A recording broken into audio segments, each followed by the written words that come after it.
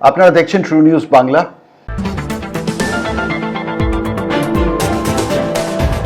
দেখুন, প্রভাস মণ্ডল গ্রেফতার হওয়ার পরে, ওনার এনকাউন্টার হয়ে যাওয়ার পরে যে কেসটা একটা ক্রাইম ছিল, আমি পেটি ক্রাইম বলবো না, একটা সোশ্যাল ক্রাইম ছিল, সেটা এখন অন্য মোড় নিয়েছে, সেটা এখন পলিটিক্যাল কেস হয়ে গেছে। আমার সাথে কলকাতা হাইকোর্টের দুজন প্রতিষ্ঠিত আইনজীবী জুড়েছেন, অমিতাভ আইচ ও সমীপ আচি।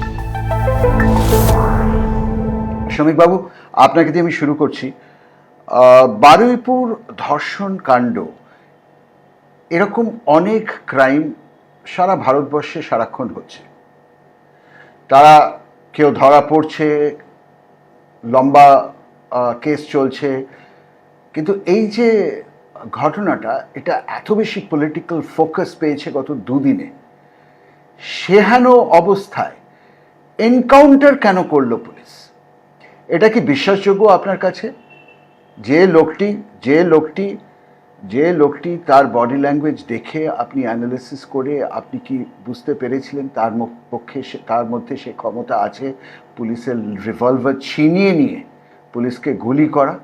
এইটা নিয়ে আমারও যথেষ্ট একটা সংশয় রয়েছে যে সত্যি কি সে রিভলভার ছিনিয়ে নিয়ে চলে যাওয়ার চেষ্টা করছিল, নাকি এই যে গভর্নমেন্ট একটা এত বড় একটা কথাবার্তা বলেছিল যে মানে মহিলারা সুরক্ষিত, আমাদের সরকারের সারা ভারতবর্ষের মহিলারা সুরক্ষিত, সেই জন্য জিরো টলারেন্স, ক্রাইমকে জিরো টলারেন্স, তারপরেও এত বড় ঘটনা যখন ঘটে গেল, সেক্ষেত্রে এই যে মুখ্যমন্ত্রী যে একটা কথা বলেছিলেন যে সকালে ধরবো আর রাতে খরচ করব, সেইটারই কি এটা বহিঃপ্রকাশ?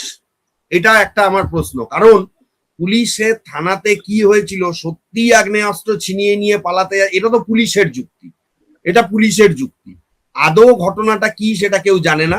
কিন্তু দেখুন, আমি একটা কথা বলবো, একজন আইনজীবী হিসাবে আমি হয়তো বলতেই পারি যে আইনের শাসন দরকার, বা যেটা সরকার করছে মানে হচ্ছে যে একটা আইনের প্রসেস অনুযায়ী হওয়া উচিত। কিন্তু আমাদের দেশে একটা রেপ কেসের নিয়ে যা লম্বা একটা ঘটনা ঘটে, ইভেন আমার এখনো মনে হয় প্রকৃত দোষীকে ধরা হয়নি।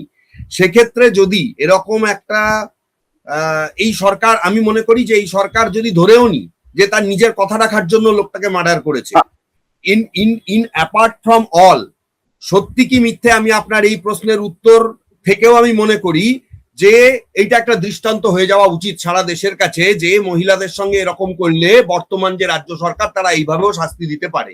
কে ছিল না নিতে, আপনার বক্তব্য হচ্ছে যা করেছে সেটা পুলিশ এবং শুভেন্দু বাবু জেনে শুনে বুঝে শুনে করেছেন এবং ঠিক করেছেন, এবং হচ্ছে যে এই দৃষ্টান্ত রাখা দরকার। কারণ আমি একজন আইনজীবী, তারপরেও আমি বলছি এই ট্রায়ালের লম্বা প্রসেস, ঠিক আছে, কে দোষী কে দোষী নয়, কে তদন্ত করবে, পুলিশ করবে না সিবিআই করবে না সিআইডি করবে, এই করে করে অভয়া কাণ্ডে কিন্তু এখনো পর্যন্ত প্রকৃত দোষীরা ধরা পড়েনি। এত বড় ঘটনা সারা পৃথিবীতে তোলপাড় ফেলেছিল। সুতরাং এক্ষেত্রে যদি আর আমি মনে করি এই প্রসেস বা এই জেল, এই আইনও বদলানো উচিত, ঠিক আছে। একদম আগে তো মৃত্যুদণ্ড ছিল, এখন তো সেই জেলে প্রসেসিং হয়, ঠিক আছে, এইরকম যদি দেওয়া যায়। ঠিক আছে, আমি আপনার পয়েন্টটা বুঝতে পেরেছি অমিতাভ বাবু। একদম অমিতাভ বাবু, আপনি একটা কথা বলুন। উনি যেটা বললেন যে কোথাও না কোথাও যে জাস্টিস সরকার দিয়েছে, হয়তো সেটা নিয়ম বহির্ভূত, আইন বহির্ভূত, কিন্তু সেই জাস্টিসের দরকার ছিল। প্রশ্নটা হচ্ছে, জাস্টিস দিলেন তো তিনজনকে দিলেন না কেন সরকার? একজনকে দিলেন কেন? কেন বেছে নেওয়া হলো প্রভাস মণ্ডলকে এনকাউন্টারের জন্য? আরো দুজন ধরা পড়েছে, তারা কাস্টাডিতে আছে।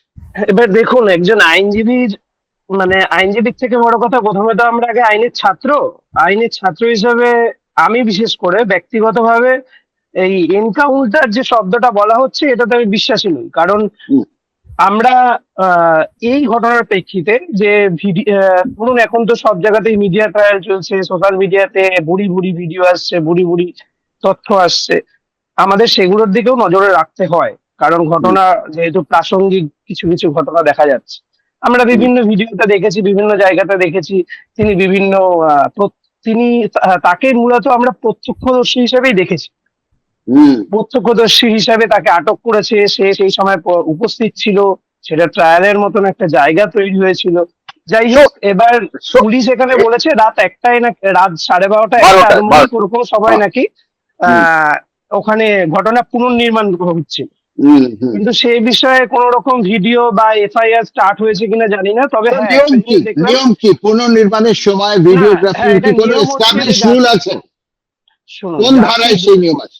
জাস্টিস লোধার যে লাস্ট যে অবজারভেশনটা আছে, সেখানে একটা নিরপেক্ষ এজেন্সি দিয়ে তদন্ত হওয়া উচিত, এফআইআরটা হতে হবে, মাস্ট বি, মানে এনকাউন্টার হওয়ার পরেও একটা এফআইআর হতে হবে।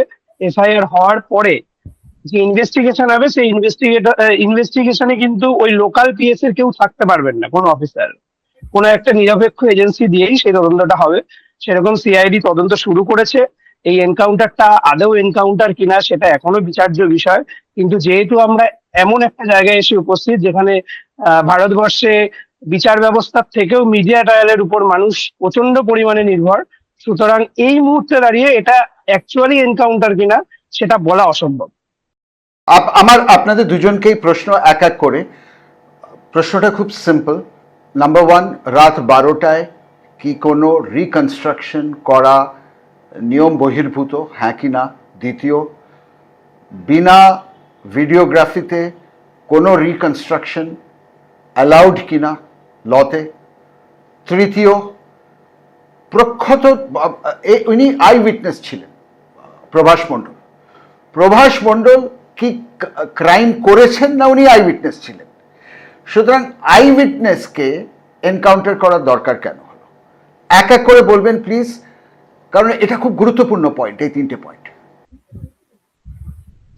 দেখুন, এইটা আপনি যেটা বলছেন যে রিকনস্ট্রাকশন রাত 12টায়, রিকনস্ট্রাকশনের ক্ষেত্রে এরকম কোনো আমাদের কোনো আইনে এরকম কোনো টাইম কিছু উল্লেখ নেই। রিকনস্ট্রাকশন পুলিশ যেটা করে যে ঘটনার আশেপাশের সময়টাকেই ধরে, যে কোন সময়ে ঘটনাটা হয়েছিল বা তার আশেপাশের সময়। সেই ঘটনাটা কি রাত্রে হয়েছিল? রাত 12টায় হয়েছিল এই ঘটনাটা? রাত্রে হয়েছিল বলেই যতদূর সম্ভব আমি সেটা জানতে পেরেছি। এখনো সিসিটিভি ফুটেজে যা দেখাচ্ছে সেটা কি রাত 12টার ফুটেজ? এটা তো আমি বলতে পারবো না। না, এটা ভেরিফিকেশন হয়নি, এটা ভেরিফিকেশন রাত 12টার ফুটেজ নয়, বলতে পারবে না শনিক বাবু। রাত মেয়েটিকে যে ধরে নিয়ে যাচ্ছে না, রাতের ফুটেজ ভুলিয়ে তো নিয়ে 100%, রাতের ফুটেজ তো 100%। এখন রাত 12টা নাকি রাত 9টা নাকি রাত 2টো, কিন্তু রাত 12টাটা একটু মানে এটাও ঠিক যে একটা রাত 12টায় একটা মেয়ে সেই বা রাস্তার মধ্যে কি করছিল বা তাকেই বা ধরে নিয়ে যাওয়া হচ্ছিল কেন। ওকে, অমিতাভ বাবু, উনি যে উত্তরটা দিলেন, আপনার উত্তরটা কি এর ব্যাপারে? হ্যাঁ, এটা আমি যা বিভিন্ন সংবাদ মাধ্যমে যেগুলো দেখলাম, ওটাতে মেয়েটি বোধহয় খুব সম্ভবত ওর কোনো বন্ধুর বার্থডে কেক কিনতে গেছিল, বেরিয়েছিল বা এরকম কিছু দেখতে পেয়েছি, যেটা সম্পূর্ণটাই মিডিয়ার উপর। ওটা রাত 12টার সময় নয়, কিন্তু ইনসিডেন্টটা 12টা 12:30 নাগাদই অ্যাপ্রক্স ওই যে যাকে ধরা হয়েছিল প্রভাস মণ্ডল, সে সেই সময় হয়তো দেখেছিল, সেই সময় ড্রাঙ্ক ছিল এরকমও বলতে শুনেছি ওনাকে। এবার কিন্তু মেন প্রশ্নটা হচ্ছে যে আপনি যেটা বললেন যে যখন সিন ক্রিয়েট মানে একটা যখন রিক্রিয়েট করবে ঘটনাস্থলে গিয়ে, প্লেস অফ অকারেন্সে গিয়ে, সেখানে দাঁড়িয়ে পুলিশের তো নিশ্চয়ই ফুটেজ আছেই, ফুটেজ তো থাকা উচিতই, কারণ আমরা যেখানে রিকনস্ট্রাকশনের ফুটেজ, হ্যাঁ রিকনস্ট্রাকশনে সেখানে এটাও দেখা যাবে, সেখানে এটাও দেখা যাবে। একটা আমরা অমিতাভ বাবু এক মিনিট, আপনি বলছেন সেটা আছে, তার মানে সেই ফুটেজে এটা প্রমাণিত হবে যে প্রভাস মণ্ডল পুলিশের কোমর থেকে রিভলভার বার করে পুলিশকে গুলি করেছে। First act of crime. যেটা সংবাদ মাধ্যমে আমি জানতে পারছি যে অভিযুক্তের মাথায় ছিল অন্য ছক। এটা একটা লিডিং নিউজ, তারা নিউজ করছে যে পালানোর চেষ্টা করে পুনর্নির্মাণের সময়, পুলিশের বন্দুক ছিনিয়ে নিয়ে গুলি চালায় এবং তখন পুলিশ তাকে প্রথমে ডিফেন্ড করে। ডিফেন্ড করার পরেও যখন সে দেখছে যে গুলিটা পুলিশের দিকে তাক করে সে চালাচ্ছে, সেই সময় বাধ্য হয়ে পুলিশ গুলি চালায় এবং এনকাউন্টারে পুলিশ তার মৃত্যু হয়। এই অভিযুক্তকে নির্যাতিতার সঙ্গে দেখা গিয়েছিল সিসিটিভি ফুটেজ। ওকে, আপনারা দুজনেই প্রভাস মণ্ডলের বিভিন্ন ভিডিও দেখেছেন। একটি একটি শান্তনু মণ্ডল বলে একজন এই ভিডিওগুলো বানিয়েছিল, যে প্রভাসকে একটি থ্রি হুইলারে বসিয়ে নিয়ে আসছিল থানায়। তার আগে পুকুর পাড় থেকে তাকে ধরে ধরে নিয়ে আসছিল। সেই ভিডিওগুলো আমরা প্যাকে দেখানোর চেষ্টা করব। আপনাকে সেই ভিডিওগুলো দেখে কি আপনার মনে হয় যে এই ব্যক্তিটি যে এনকাউন্টার হয়েছে তার মানসিক কিংবা শারীরিক ক্ষমতা আছে গ্রেফতার হওয়ার পরে পুলিশের কাছ থেকে আগ্নেয়াস্ত্র কেড়ে নিয়ে পুলিশকে গুলি করা কিংবা পালাতে যাওয়ার? না, এটা আমি অস্বীকার করব না। তার কারণ হচ্ছে প্রভাস মণ্ডলের নামে এর আগেও কিন্তু অন্য অভিযোগ ছিল পুলিশের কাছে। সুতরাং he is a inborn criminal. এর আগেও সে জেল টেল খেটেছে, তার কিন্তু ক্রিমিনাল রেকর্ড রয়েছে। সুতরাং পুলিশ এটা বুঝতে পেরেছিল যে এ যদি পালায় আবার কোনো ক্রাইম করবে, এরকম নারকীয়, আমি জানি না যে পুলিশ সেই জায়গা থেকে কি করেছে, বাট তার ক্রিমিনাল রেকর্ডস রয়েছে। এটা তো পুলিশের ডায়েরি থেকেই আমরা দেখতে পাচ্ছি। মোটামুটি যেটুকু আমরা খবর পেয়েছি সেটুকু, বা কোর্টে যা সর্বশেষ আপডেট রয়েছে সেটুকু থেকে আমরা জানতে পারছি।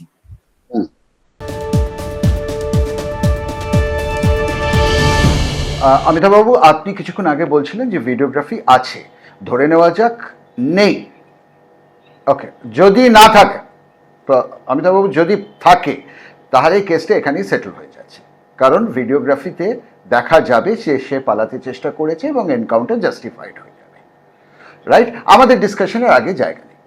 কিন্তু যদি ভিডিওগ্রাফি না থাকে, তাহলে তার পরবর্তী লিগ্যাল রিকোর্স কি হবে? তখন এটাই কোর্টের বিচার প্রক্রিয়ার মধ্যে উঠবে। আমি একটু অমিতাভ বাবুর কাছ থেকে জানতে চাইছি, কারণ উত্তরটা উনি দিয়েছিলেন। হ্যাঁ, একদমই, ওটা সিআইডি ইনভেস্টিগেশন করবে। এবার সিআইডি ইনভেস্টিগেশন করে দেখবে, তারপরে সব ইনভেস্টিগেশন হয়ে গেল, সব হয়ে গেল, ভিডিওগ্রাফি পাওয়া গেল না, হ্যাঁ, পরবর্তী লিগ্যাল স্টেপ কি হবে? যদি ভিডিওগ্রাফি না থেকে থাকে তাহলে কি হবে? কি হবে? ডিসিপ্লিনারি অ্যাকশন শুরু হয়ে যাবে। যারা পুলিশের অর্ঘ্য মন্ডল বা সামথিং কোনো একটা এসআই এর নাম উঠেছে, এটা তো যেহেতু অফিসিয়ালি এখন আমরা জানি না, মিডিয়া মারফতে যা খবর পাচ্ছি আমরা। এবার যারা এসআই আছে, যারা পিএসআই যারা ছিলেন পিসি পার্টিতে, তাদের এগেইনস্ট ডিসিপ্লিনারি অ্যাকশন হবে। ডিসিপ্লিনারি অ্যাকশন মানে কি? এটা কি মার্ডার কেসে পরিণত হবে? আমাকে খুলে বলুন, যদি ভিডিওগ্রাফি না থাকে তাহলে কি হবে? ডিসিপ্লিনারি অ্যাকশন একটা যে ডিপার্টমেন্ট ওয়াইজ যেরকম ডিসিপ্লিনারি অ্যাকশন হয় সেরকম হবে, ন্যাচারালি যেরকম হওয়া উচিত। সেটা কি হবে? শুধু চাকরি যাবে না আরো বেশি কিছু? সেটা দেখুন, এই মুহূর্তে তো বলা সম্ভব না, এটা তো আন্ডার ইনভেস্টিগেশন। যেটা উঠে আসবে সেভাবে হবে। আমি লয়ার নই, আপনারা লয়ার। ধরুন আজকে আপনাকে এই কেসটা লড়তে হবে, তাহলে আপনি কি দাবি করবেন? দেখুন, এখন আমি আইনের ছাত্র হিসেবে আমি যেটা বলতে পারি, আমি সেটাই আপনাকে বারবার করে একটা কথাই বলতে পারি, যেটা হচ্ছে এটা এনকাউন্টার কিনা সেটা সিআইডি ইনভেস্টিগেশন করে দেখবে। যদি ইনভেস্টিগেশনে উঠে আসে যে এটা এনকাউন্টার নয়, তখন তারই এগেইনস্ট ডিসিপ্লিনারি অ্যাকশন হবে, যা যা হওয়ার। তাকে শ্রমিকবাবু, এটা কি ডিসিপ্লিনারি অ্যাকশন হয়ে থেমে যাবে? দেখুন, আমি একটা কথা বলি, ডিসিপ্লিনারি অ্যাকশনে চাকরি যেতে পারে, সেটা অনেক দূরের ব্যাপার। প্রথমত সাসপেনশন হবে, তাকে হচ্ছে যে তাকে বলতে হবে কেন তিনি এনকাউন্টার করেছেন। যদি সিসিটিভি ফুটেজ থাকে তাহলে তো হয়েই গেল, মিটেই গেল। আপনি যেটা বললেন, তাহলে তো আর কোনো জায়গাই নেই। কিন্তু হচ্ছে যে আরো একটা বিষয় রয়েছে। দেখুন, এই যে আপনি যেরকম প্রশ্নগুলো করছেন, আমরাও ঠিক সেই রকমই ওই সময় ঘটনার সময় সঙ্গে তো আর আমরা কেউ ছিলাম না, বা আপনি বা এই ব্যাপারটা পুলিশ বলছে। এখন আর একটা সোর্স থেকে আমি আর একটা খবর পেলাম, 9-10 জন পুলিশ অফিসারের উদ্দেশ্যে নাকি প্রভাস মণ্ডল গুলি চালিয়েছিল, আচমকা গুলি চালিয়েছিল। একজনের সার্ভিস রিভলভার ছিনিয়ে নিয়ে ওই জায়গায় থাকা অন্যান্য 9-10 জন পুলিশ অফিসারের উদ্দেশ্যে গুলি চালিয়েছিল। তখন একজন অফিসার বাধ্য হয়ে তাকে গুলি চালাতে বাধ্য হয়, এবং প্রথমে বলে যে বন্দুক নামিয়ে নাও, কিন্তু ও বলছে যে ও হচ্ছে বন্দুকটা তাক করে পুলিশকে ভয় দেখিয়ে যেখান থেকে ভেগে যাবো, এরকম একটা ব্যাপার ছিল। তখন একজন অফিসার তার বুকে এবং পেটের নিচের দিকে 2 জায়গায় গুলি চালাতে বাধ্য হয় এবং তার ডেথ হয়। এটা একটা অন্য ল কি বলে? আপনি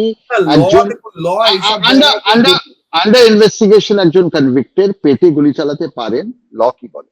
হ্যাঁ হ্যাঁ, এটাতে যদি যদি যদি কোনো আসামি পালিয়ে যায় পুলিশের ইনভেস্টিগেশন থেকে, ঠিক আছে, সেটা যদি পুলিশ প্রমাণ করতে পারে, সেক্ষেত্রে আইন তাকে সাপোর্ট করবে। সেটা পেটে চালাতে পারে না পায়ে চালাতে পারে, ল কি বলে? কিন্তু নিয়মটা হচ্ছে তার পায়ে গুলি চালানো, মানে যাতে তার তাকে মানে হচ্ছে সেই ব্যক্তি যাতে মারা না যায়। কিন্তু এখানে এটাও একটা ব্যাপার যে গুলি বলছে যে সে আবার পালিয়ে যাওয়ার চেষ্টা করাতে তার পেটে এবং মানে হচ্ছে বুকের পাঁচটার দিকে গুলি লাগে। এগোনো যাক, আপনাদের দুজনের কাছে সময় কম, খুব ইন্টারেস্টিং ডিসকাশন, কিন্তু আরেকদিন করা যাবে। পরের প্রশ্ন, আমাদের কাছে ভিডিও প্যাকে আমরা দেখাবো এখন যে এই ব্যক্তিটি পুলিশের স্টেশনে অথবা কোয়ার্টারে বসে আছে মাটির ওপরে। একজন পুলিশ অফিসার অথবা কনস্টেবল, তিনি একটা খাটের ওপরে হেলান দিয়ে বসে আছেন এবং খুব ভালোভাবে দুজনের মধ্যে কথাবার্তা হচ্ছে। এটাই এনকাউন্টার হওয়ার আগে। কেউ যদি গুলি চালানোর মতো প্রবৃত্তি রাখে কিংবা শক্তি রাখে, মানসিক শক্তি, খুব কম লোক থাকে পুলিশের ওপরে গুলি চালানোর ক্ষমতা রাখে, তাহলে সেই পুলিশ স্টেশনে একজন পুলিশের সাথে মাটিতে বসে গল্পের ছলে সে গল্প করবে একদিন আগে।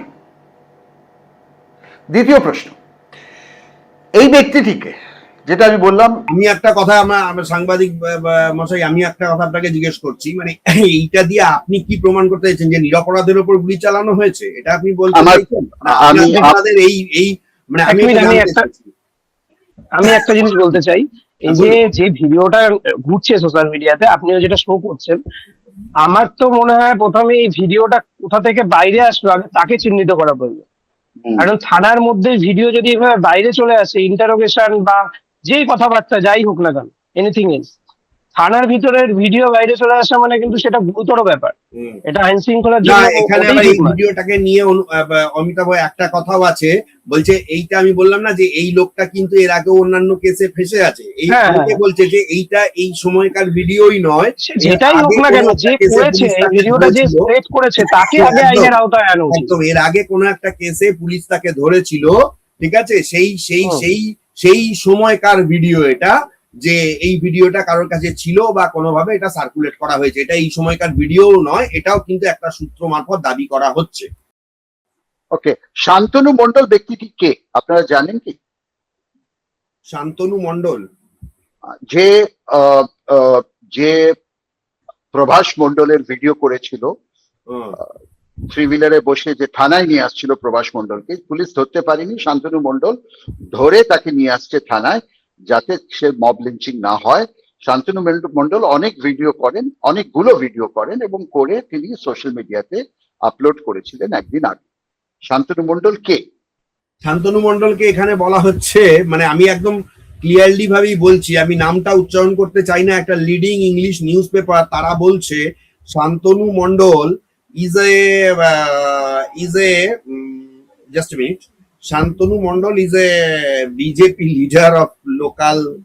লিডার তো নন, লিডারের একটা দরজা থাকে, লিডার নয়, হয়তো বিজেপি পন্থী। A local BJP leader who identifies himself on social media as BJP General Secretary of Baripur West Mondol.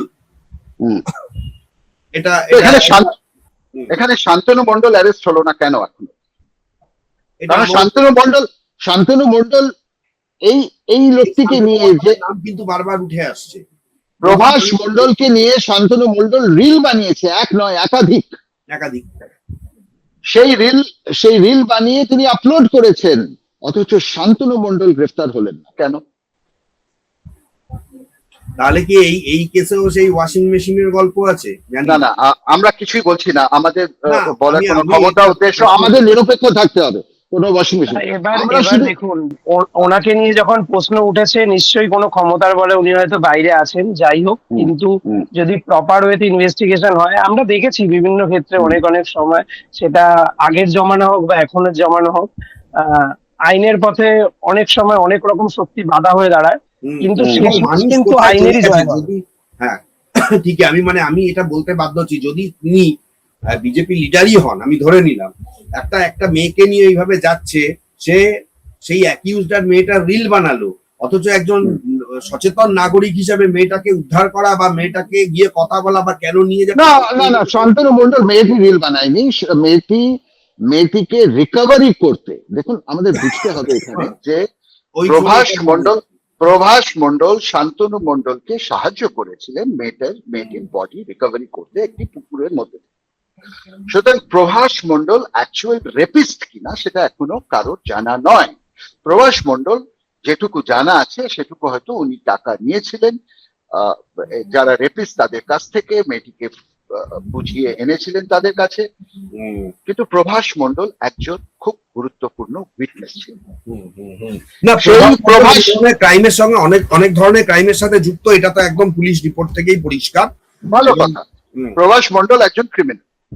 মানে প্রভাস মণ্ডল সিরিজ অফ ক্রাইমস তার নামে আছে, তার নামে বারুইপুর থানা এবং এলাকার আশেপাশে কতগুলো থানায় সেটা প্রভাস মণ্ডলের মাও বলছেন, ওনার স্ত্রীও বলছেন। একদম। এবং আমাদের ডিসকাশনের কথা তা নয়, রিপোর্ট বলছে। আমার ডিসকাশনের কথা হচ্ছে প্রভাস মণ্ডল এনকাউন্টার হলো, দুজন ধরা পড়লো, শান্তনু মণ্ডল বাইরে, কেসটা কোন দিকে যাচ্ছে আপনারা একটু বুঝিয়ে। দেখুন কেসটা ব্যোমকেশ বক্সি চাই আমাদের, তাই কি? ব্যোমকেশ বক্সি চাই আমাদের, ব্যোমকেশ বক্সি তো হবেই। তবে সব থেকে বড় ব্যাপার হচ্ছে যে এইটুকুই বলবো যে আর একটা আরজি করের মতন ডিলেড বিচার আমরা চাই না। এবং হচ্ছে যে যারা যারা প্রকৃত অপরাধী, পুলিশ যেন একদম অপরাধের দোরগোড়া অবধি পৌঁছায়, না হলে আইনের শাসন আর শাসক দলের লোক বলে। ঠিক আছে, এগুলো খুব, আমার প্রশ্ন কোন দিকে যাচ্ছে, এগুলো খুব ভেগ কথা। এখন আগামী 10 দিনে কোন দিকে যেতে চলেছে? হবে শুনুন, আমি একটা আজকে এক্ষুনি খবর পেলাম 30 জন সাসপেক্টেড আছে। আমি জানি না কোথা থেকে এই সংখ্যাটা, কিছু সংবাদ মাধ্যম দেখাচ্ছে, যেহেতু আপনার একটা সংবাদ মাধ্যম, নাম আমি বলবো না, একটা সংবাদ মাধ্যম বলছে 30 জন। মুখ্যমন্ত্রী কালকে বৈঠক করে যাওয়ার পর পুলিশ সুপারের সঙ্গে এবং এসপির সঙ্গে যে বৈঠক হয়েছে তাতে 30 জন সাসপেক্টের নাম উঠে এসেছে। বলছে সবাইকেই জেরা করা হবে বা সবাইকেই পুলিশ ভেরিফিকেশনের আওতায় আনা হবে। তো এইটা এখন কোন দিকে যাচ্ছে, আরো কিছু ধরপাকড় যেটা আমার মনে হচ্ছে। এবং সব থেকে বড় ব্যাপার হচ্ছে, যতদূর সম্ভব আমি খবর পেয়েছি হাইকোর্টে মনে হয় মামলা একটা হয়েও গেছে। ঠিক আছে, দেখা যাক। দেখুন কোন দিকে যাচ্ছে বলতে আমাদের এখানে দুটো দিক। আমি আপনাকে রঞ্জনদা কেন বলছি, আমি ছোট্ট করে বলছি জিনিসটা, অমিতাভও বলবে, আমি একটা ছোট্ট করে বলছি। আমাদের এখানে এরকম একটা ঘটনার সঙ্গে খুব সহজেই না পলিটিক্স এবং সোশ্যাল বিষয়গুলোকে মিশিয়ে দেওয়া হয়, একদম মিশিয়ে দেওয়া হয়। এই জিনিসটা কখনো হওয়া উচিত নয়। আচ্ছা ঠিক আছে, তাহলে এবার পলিটিক্সকে সাইড রাখা যাক। অমিতাভ বাবু, যাচ্ছে না তো। আজকে যদি শান্তনু মণ্ডল দোষী হয়, কেন শান্তনু মণ্ডল বাইরে? আপনার এই প্রশ্নে আমারও প্রশ্ন। কিন্তু তাহলে তার পেছনে যে একটা পলিটিক্যাল ট্যাগ আছে বলেই কি বাইরে? তাহলে কি শান্তনু মণ্ডল, শুনুন, শান্তনু মণ্ডল এতই ছোট কর্মী, বিজেপি কর্মী, তার জন্য বিজেপি তাকে বাঁচাচ্ছে না, এটাও পরিষ্কার। এর মধ্যে পুলিশের কোনো একটা ইনভলভমেন্ট আছে যেটা আমাদের জানা নেই। এখানে পার্টি পলিটিক্স হয়তো নেই, বিজেপি এর ঊর্ধ্বে, এটা আমাদের বুঝতে হবে। কিন্তু এখানে লোকাল পুলিশ ইনভলভ আছে। আমি যেটা পরের প্রশ্ন, অ্যালিবাই কি? আপনারা লয়ার, যে কোনো ক্রিমিনাল কেস এলে সবার আগে আপনারা খোঁজেন অ্যালিবাই কি, কেসটা সাজানোর জন্য। বুঝিয়ে বলুন এর মধ্যে কি অ্যালিবাই থাকতে পারে? পলিটিক্যাল কোনো অ্যালিবাই নেই, তাছাড়া আর কি থাকতে পারে? না, আমি এটাই বুঝতে পারছি না যে ওই মেয়েটার কাছ থেকে কি পাওনা ছিল। আরজি কর না, তার একটা ব্যাপার ছিল যে ওই চিটিংবাজি গুলো মেয়েটি জেনে গেছিল, আমাদের বোন অভয়া সেটা সে প্রকাশ করে দিতে চেয়েছিল, সে একজন ডাক্তার। এটা হলো এখানে অ্যালিবাই কি হতে স্টিল নট ক্লিয়ার। মেয়েটির ফ্যামিলির সঙ্গে কি ওই প্রভাসের বা যারা আনন্দ যারা ধরা পড়েছে তাদের কোনো গন্ডগোল ছিল? তারই কি রিভেঞ্জ নেওয়ার জন্য এরকম একটা ঘটনা ঘটানো হলো? মানে তাহলে নাকি নাহলে একটা বাচ্চা মেয়েকে রেপ করে মার্ডার, এর অ্যালিবাই কি? অমিতাভ বাবু, আপনি কি মনে করেন অ্যালিবাই কি? এর মধ্যে কি? এটা সত্যি কথা, এই অ্যালিবাইটা কোনোভাবেই মানে আন্দাজই করা যাচ্ছে না। কারণ অ্যালিবাই আন্দাজ না করতে পারলে ক্রাইম কিভাবে এস্টাবলিশ করবেন? ক্রাইমের জন্য অ্যালিবাই, কারণ এই যে আইউইটনেস ছিলেন, আমরা যা জানতে পেরেছি বা যত সোর্স আছে, এই প্রভাস মণ্ডলই মেন আইউইটনেস ছিলেন। যত যা গল্প, যা স্টোরি ক্রিয়েট হয়েছে, সবকিছু ওনার উপরে বেস করি। সুতরাং প্রভাস যখন নেই তাহলে কেসটা দাঁড়াবে। এই মুহূর্তে দাঁড়িয়ে অ্যাজ এ অ্যাডভোকেট বা জেনারেল পাবলিক যাই বলুন, এই মুহূর্তে দাঁড়িয়ে কিছু বলার নেই। ইনভেস্টিগেশন চলুক, দেখা যাক তারপর কোন দিকে গতি প্রকৃতি। আচ্ছা, আপনারা আপনারা দুজনেই ক্রাইমের কেস ফাইট করেন। একটা ছোট্ট প্রশ্ন, ক্রিমিনোলজি কি বলে অ্যাক্ট অফ রেপের জন্য যৌন আকর্ষণ কি বেশি, নাকি প্রতিহিংসার কারণে অ্যাক্ট অফ রেপ হয়? এটা দুটোই হতে পারে, এটা দুটোই হতে পারে, এটা জায়গা বিশেষে ভ্যারি করে। শ্রমিক। হ্যাঁ দেখুন, আমি একটা অন্য কথা বলবো। এটা যেটা ও বলছে ঠিকই, এটা একটা বিষয় থাকে। আর একটা বাচ্চা মেয়েকে রেপ মার্ডার, এটা তো মানে এটার তো আমি কোনো মিনিং বুঝতে পারছি না। তো what is the alibi of of of of of this heinous crime?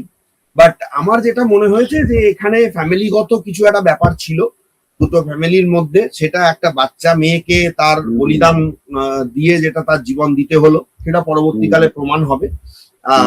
আর না হলে বিকৃত মানসিকতা, এটাও দেখা গেছে অনেকবার। না হলে এছাড়া দেখুন, আরজি করের সঙ্গে এই কেসের তো অনেক পার্থক্য।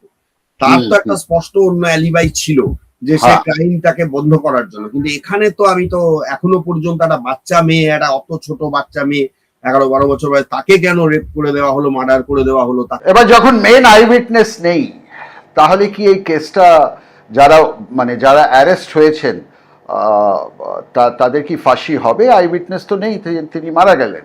সুতরাং যারা অ্যারেস্ট হয়েছে, দেখুন আই উইটনেস নেই। এখন আপনাকে বললাম না যে আরো কোনো আই উইটনেস আদৌ আছে কিনা, পুলিশ কিন্তু সেটাও খুঁজছে এখন। আরো যারা ছিল 2-3 জন, হ্যাঁ, যারা এখনো পর্যন্ত মানে পুলিশের জালের মধ্যে অলরেডি রয়েছে, গ্রেপ্তার হয়েছে, তাদের মধ্যে থেকে যদি আরো কাউকে বার করা যায় সেটাও দেখার বিষয় রয়েছে। তবে আমার যেটা ব্যক্তিগতভাবে মনে হয় যে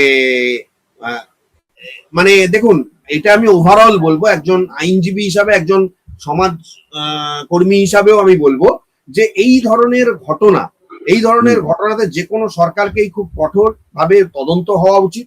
এবং আরেকটা আরজিকর আমরা চাই না, আরেকটা আরজিকর বলতে হয়েই গেছে।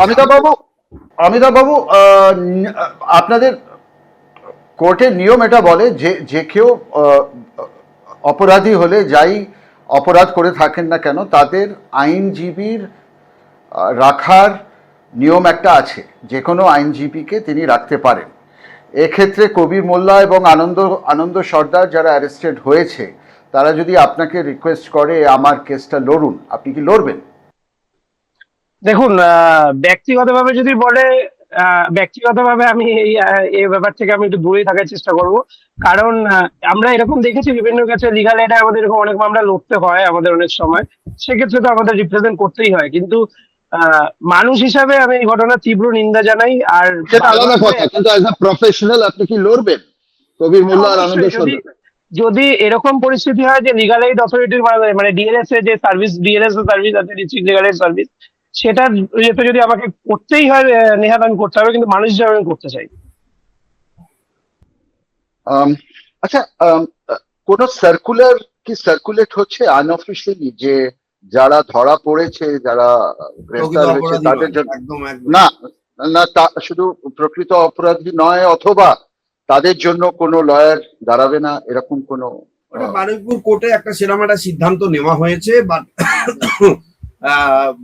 এখন এর মধ্যে থেকেই আবার বলা হবে কোনোদিনও যে প্রবাসী ছিল প্রকৃত অপরাধী, সে যখন মারাই গেছে, বাকিরা অপরাধী নয়, তাদের জন্য লয়ার অ্যাপয়েন্ট করা হোক। অ্যাকচুয়ালি কি হয় দেখুন, আমাদের দেশে না মানে এইটাই যে আইন ব্যবস্থাটা এত জটিল এবং এত তার ফাঁক ফোকর, এত সময় লাগে, একটা সময় গেলে তখন এই শিথিলতাটা আস্তে আস্তে বাড়তে থাকে। হয়তো বারুইপুরে দাঁড়াবে না, ওপরের কোর্টে দাঁড়াবে, সেখান থেকে তারা হয়তো। তার জন্যই কি আপনি বলছেন ভালোই হয়েছে ওকে এনকাউন্টার করে দিয়েছে এবং কবির মোল্লা? সেই অর্থে ভালোই হয়েছে, এটা এই অর্থে বলিনি। আমি বলতে চেয়েছি যে হয়তো এটা হতে পারে যে মুখ্যমন্ত্রী যে কথাটা বলেছেন সেই কথাটা করে দেখালো।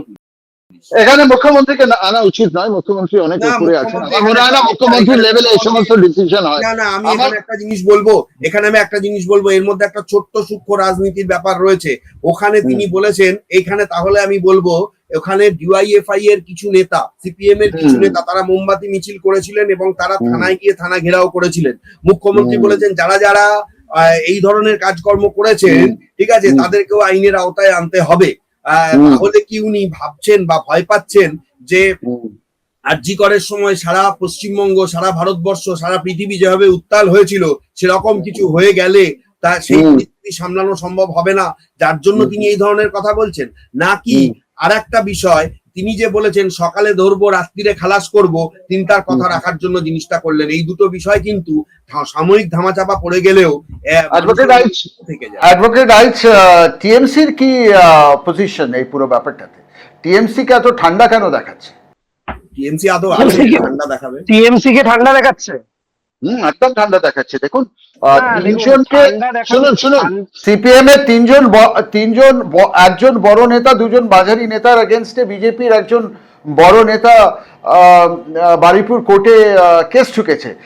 কিছুক্ষণ আগেই আমি কথা বলেছি তাদের দুজনের সঙ্গে, সিপিএম নেতাদের সাথে।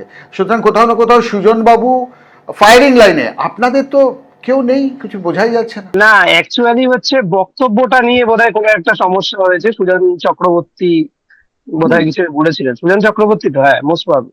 যাই হোক, আমরা মানে যা দেখছি বর্তমানে, টিএমসির মতো মুভমেন্ট করছে। টিএমসি প্রতিনিধি দল পাঠিয়েছিল, ওখানকার যে লোকাল এমএলএ, টিএমসি তো একটা ভালো কাজ করেছে, দিদি তো গেছিল ওখানে এমএলএ গেছিল, লোকাল এমএলএ গেছিল। তারপরে টিএমসি নিজের দলের মধ্যেই যা অবস্থা, তাদের তো আর কিছু বলার নেই, এর থেকে বেশি এক্সপেক্ট করাই উচিত না। তার মানে অপোজিশন নেই? অপোজিশন নেই। অপোজিশন ওয়েস্ট বেঙ্গলে বর্তমানে অপোজিশন আছে, আপনার মনে হয়? সুজন চক্রবর্তী, লাহেক আলী আর মোনালিসা সিনহা, আর একজন সাইফুদ্দিন মন্ডল বলেও একজন সিপিএম এর নেতা, এই চারজনের বিরুদ্ধে কেস করা হয়েছে। কি মানে কি কারণে কেস করা হয়েছে কিছু জানা আছে কি আপনাদের? না, ওনাদের কোন একটা স্পিচ নিয়ে হয়তো কোনো সমস্যা হয়েছে। আমি পুরো ডিটেলসটা দেখিনি। আমি অ্যাকচুয়ালি কাজের পেশারের জন্য আমি এগুলো লক্ষ্য করতে পারিনি। আর এই কেস কোন ধারায় করা হয়েছে? কোন ধারায় কেস করা হয়েছে? মানে এই ঘটনা পরিপ্রেক্ষিতে হয়েছে, কিন্তু কোন ধারায় হয়েছে? এটা না, জামিন অযোগ্য ধারা? এটা নলেজ নেই। অনেক ধন্যবাদ আপনাদের দুজনকে, আপনারা সময় বার করে ট্রু নিউজ বাংলার সাথে কথা বললেন। আগামী 7 দিনে বোধহয় বোঝা যাবে কি হতে চলেছে। আমি ফিরে আসবো আবার। ধন্যবাদ। থ্যাংক ইউ, ধন্যবাদ।